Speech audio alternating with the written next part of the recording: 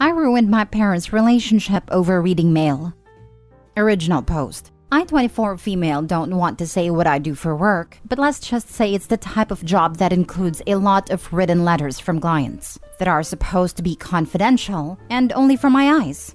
I'm fresh out of college and living with my parents so I can finish paying off for school. My work letters, of course, go to my parents' address since they live miles away from a post office and driving to a P.O. box is a huge pain. The issue started with my father. Ever since high school when I received mail, my dad would open it. Whenever I received Christmas/birthday cards in the mail with money in them, my dad would hand me the card and insist he'll keep the money for me until I demanded he hand it over. Any package I would order for myself he would open and hand it to me. Sometimes, the products were used by him as well. The final straw was when he received my acceptance letter to my dream college, and instead of waiting for me to come home to open it, he opened it himself and called me while I was at work to congratulate me. I've spoken to my mother about how much this makes me feel uncomfortable, and she told me she'd speak to my father about it, to which he would apologize and not do it for a week, before doing it again the next week. I had also spoken to my dad about the confidentiality of the mail I would be receiving now that I'm working, and he says he understands. But it all came crashing down a few weeks ago. While I was working, my dad came into my room and handed me opened envelopes from my clients and even tried to have a conversation about it with me. But I just ignored him until he got the hint and left. After work, I yelled at him for violating client confidentiality, to which he got defensive and said that I live in his house and any mail sent to his house would be read by him. Furious, that next week I thought I would take revenge on my father by going to the mailbox and read his mail. But what I found was what ended my relationship with him. I had found credit card statements on jewelry and restaurants that were too fancy for my dad to go to alone. And I don't remember the last time my dad took my mom on a date, nor bought her new jewelry. I also found a letter addressed to my dad from a woman who stated how tired she was for hiding this relationship for so long and how she's so desperate for his letters to reach her. When my dad noticed the mailbox was empty, my dad ran back in the house as white as a ghost. He walked into the kitchen to see me and my mom in the kitchen reading his mail. Before the fighting could start, my mom asked me to leave the house. So I drove to my aunt's who lives 45 minutes away and explained everything. I came back after 2 days when my dad's stuff was gone. My mom told me my dad's living in a hotel now and she will be in contact with a divorce attorney. Turns out, my dad has been having an affair with a family friend, and we're hiding it through letters to leave no digital footprint. My dad ended up showing my mom the stash of letters he had, and she took photos of each and every single letter before she asked him to leave. I feel at fault because I at first wanted to be petty with my dad, but it unraveled into this huge event and made me think, no wonder he's been looking through my stuff. He was giving himself away. I also feel like I shattered my mom's world, since I can hear her cry every night about it since the incident. Now for the top advice before reading the update. You didn't ruin your parents' relationship. Your dad having an affair did. You just found out about it and gave your mom the chance to make an informed decision with all the facts on whether she wanted to be in a marriage with a cheater. I feel at fault because I at first wanted to be petty with my dad, but it unraveled into this huge event. Nope, your dad is the guilty party here. In the US, it's illegal to open other people's mail. It's unethical to read, let alone discuss, confidential information, especially when it's not even your job. Finally, your dad was cheating on your mom and clearly not giving her the attention and respect she deserves. He made a mess. You simply tripped over it. Yeah, I would have reported him to the feds a long time ago, especially actually stealing what was inside. She should still report him for reading the client mail if it doesn't hurt her job. His insane mail rule wasn't about invading your privacy. That was a bonus for him. It was about covering his butt for as long as possible. He did it to himself. Yep, he also 100% wanted to make sure his mistress didn't send his household any surprises in the mail. Yep, it would have come out eventually. If he was cheating with a family friend, then I would assume eventually she would have gotten fed up with waiting and just said screw it and confronted him at home. The fact that he hid it so long is surprising. But dirty secrets don't stay hidden forever. Edit/update. Thank you all so much. I wrote this all out last night drunk off my mind, and I never expected this much kindness from strangers. I'll go ahead and answer a few questions here and then give an update. 1. Was my dad using my money from the gifts to buy stuff for his mistress? I'm 50-50 on this answer. I received cards when I was young with money, and it was the same routine. Aunts and uncles would leave $100 per card, and my dad always gave them to me when I was younger. As I got older, obviously the money reduced to $20 to $40. I do believe my dad would give me back half my money in those cards back, which would make sense as to how he was able to make such huge expenses on his mistress. I need to collect proper evidence, so I plan on calling my aunts and uncles and other relatives who would send me money. 2. The mistress would send letters addressed as a business or a credit card company. If you ask me, they were doing the most. When my mom would check the mail, she would see the letters that were addressed to my dad as bills or some crazy BS, and never opened them because she doesn't handle the bills. A lot of packages were sent by the mistress as well, which is why he went through my packages, and I don't want to imagine what kind of crap she was mailing him. Now for the update. Like I said before, it's been a few weeks since it happened. I've been doing my best to comfort my mother while she deals with all the legal business, and my dad's constant appeals to my mom to apologize and beg for forgiveness. I've been here to listen to her, and she keeps spiraling between wanting to forgive him and cursing him to hell.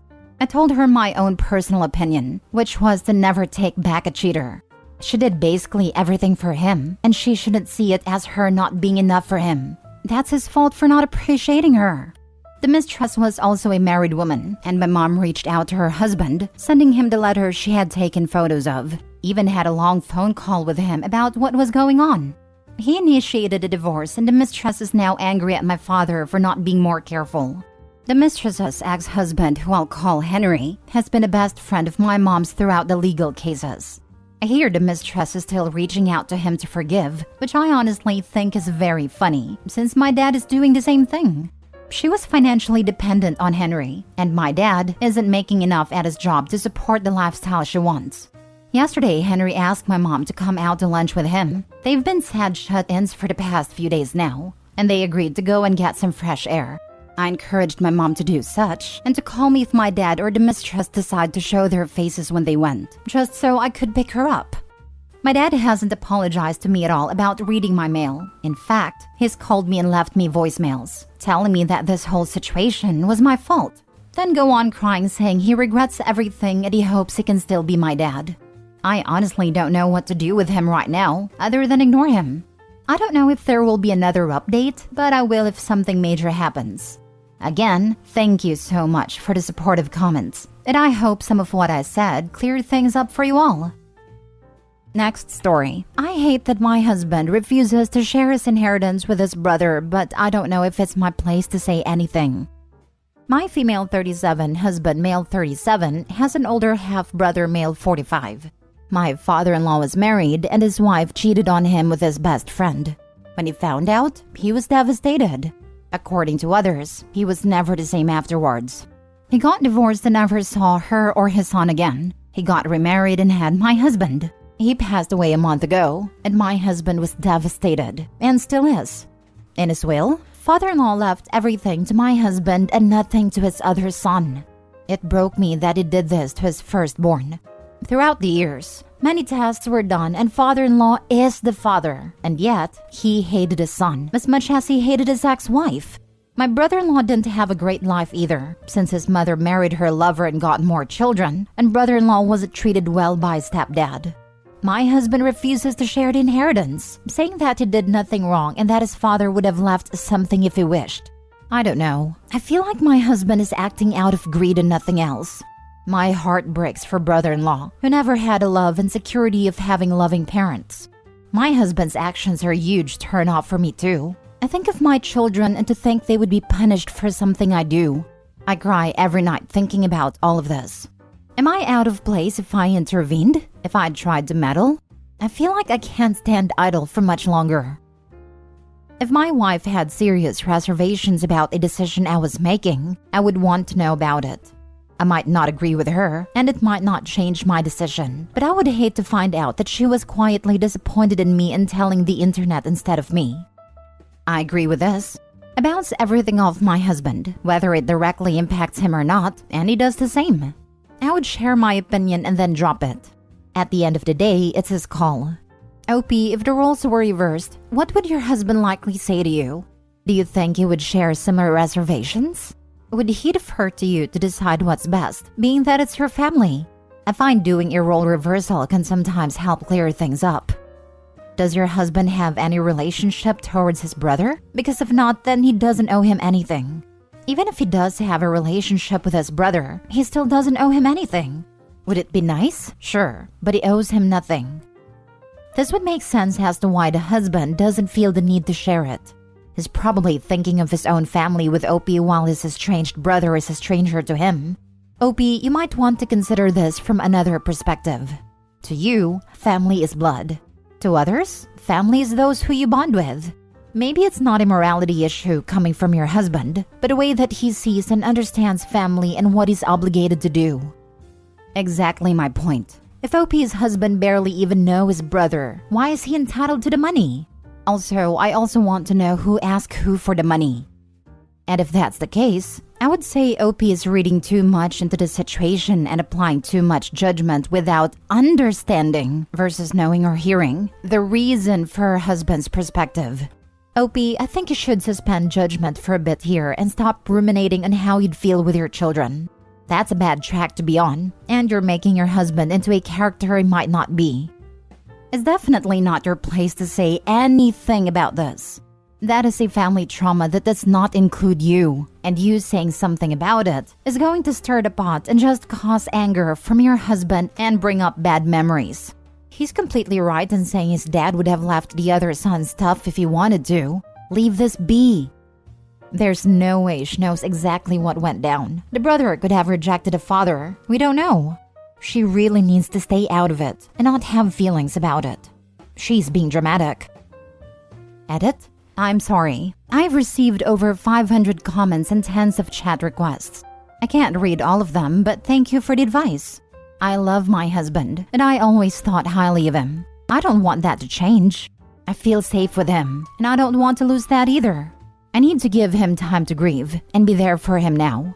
But I know myself well. I will need to talk to him about all of this eventually, or it would affect my marriage in a negative way. Thank you and have a great weekend. Last story. Am I the a-hole for abandoning my parents? I, 22, abandoned my parents and don't plan on coming back. This all started back in my sophomore year of high school. I just finished the hardest year of my life at this private academy. The school was extremely strict, and I was used to public schools. My parents said in the beginning of the school year that it was only gonna last a year, and that I would be back in public schools once we finished moving. Till this day, I don't know why I didn't just go to my district school, but whatever. I ended up attending the rest of my high school years at that strict school and missed out on events that I've always wanted to be a part of, like prom or the senior pranks. I made some friends at the academy that weren't completely brainwashed by the system and were actually functional human beings. They were planning on going to college in Florida. I lived in Chicago and I thought it would be perfectly fine to go, since people leave their home state to go to college all the time. I was wrong. My parents started throwing a fit and said that if I didn't go according to their plan that they had set out, that I would miss out on inheriting the businesses that they owned. I was basically forced to stay because my entire career choice was made on the fact that I would run the businesses when my parents retire. Midway through my second year of college, they stopped paying my tuition fees and refused to answer any of my calls regarding why. So, I ended up dropping out of that college and instead went to a community college. I understand it's their money, but it was also their choice to put me in that college. I'm now switching career paths and heading into real estate because I can't handle the toxicity that comes from my parents. I ended up breaking contact with them and moved out of state. When I did, they called me and said that if I didn't come back, I wouldn't get my spot in the businesses. I'm currently living in Florida with my old high school friends. I know for sure I'm not getting any inheritance, but on the other hand, I'm also getting to make my own choices now. The only thing I've heard about them through family is that they ended up retiring early and now live in Puerto Rico. It sounds like they abandoned you, not you them. You just moved on with your life afterwards. Not a-hole. This, big time. Not a-hole. I don't need details, but I bet if OP thinks about it, this will not be the only manipulative scheming their parents have done. Not a-hole. OP, talk to someone in the financial aid at your school about how to assure they can no longer claim you as a dependent. Someone I love had to do this to help cover part of her college expenses, with grants and some financial aid. It might also assure you get a refund on taxes they want to claim. Each state is different, but a person I know was able to do this with some documentation and the help of state courts. The financial aid people at your college have potentially dealt with this, and they may be able to point you towards the step in the process. You may or may not need grants and financial aid money, but it can take a while for this process. So better to start now just in case. Sorry your family's horrible. You don't deserve to be treated this way by people who claim to be adults. Don't be ashamed to get therapy, because it sounds like a lifetime of bad behavior and possible abuse on their parts. Many colleges have therapy access or offer support groups if you can't afford it on your own. Dealing with this while you're young will make the rest of your life easier. Ick, there's something wrong with them. The best thing you can do is stay no contact. Do you have siblings? I fear for them if you do. I have a half-sister in Guatemala, but my parents never took it to court for custody.